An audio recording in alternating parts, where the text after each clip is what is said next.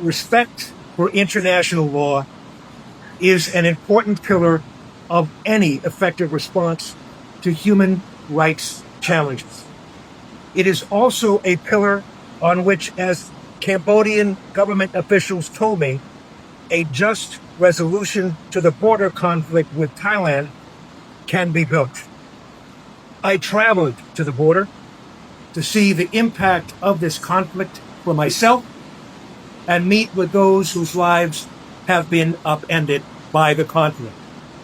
After meeting with provincial governor and receiving a comprehensive briefing, I visited a relocation site constructed by Cambodian authorities and watched as children lined up for their morning breakfast at the World Food Program meal program.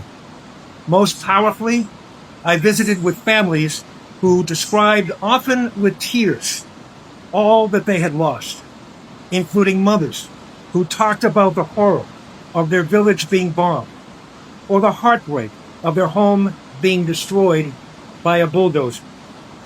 Approximately 650,000 Cambodian civilians were displaced in border regions at the end of last year, of whom more than 20,000 remain displaced. I spoke to civilians who told me that they were unable to return to their homes because their villages and towns are now occupied by Thai soldiers. I traveled to the edge of a border town and viewed the barriers and the barbed wire that prevent residents, including some of those with whom I spoke, from returning to their homes. I saw houses riddled with bullet holes, destroyed workshops and warehouses, and even an unexploded bomb among the ruins. It is a matter of international law that those displaced by armed conflict have the right to return to their homes.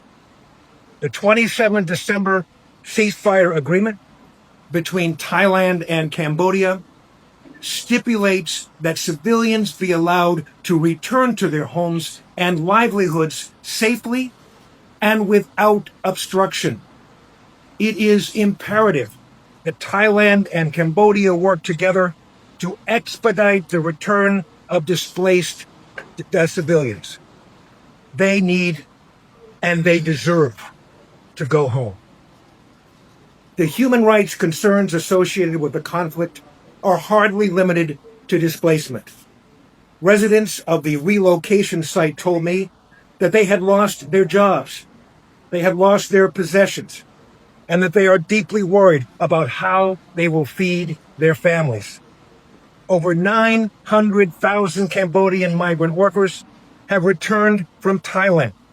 Their vocational skills do not match economic needs here in Cambodia, and many of them remain unemployed. The closing of border crossings has deeply impacted Cambodia's economy and border communities relying on trade of agricultural and other goods. Education, healthcare, and other services have been severely disrupted along the border. I am available and I am eager to work with both the Cambodian and Thai governments to address human rights challenges associated with this conflict. I cannot stress enough the importance of resolving the conflict swiftly and peacefully so that people can return to their homes, enjoy a stable and secure environment, and seize the economic opportunities that border trade can provide. Senate President Hun Sen and many other officials emphasized to me the importance of relying on international law to resolve this crisis. I agree. And I also firmly believe and respectfully submit that a similar emphasis should be placed on the application of international law to address human rights concerns at home.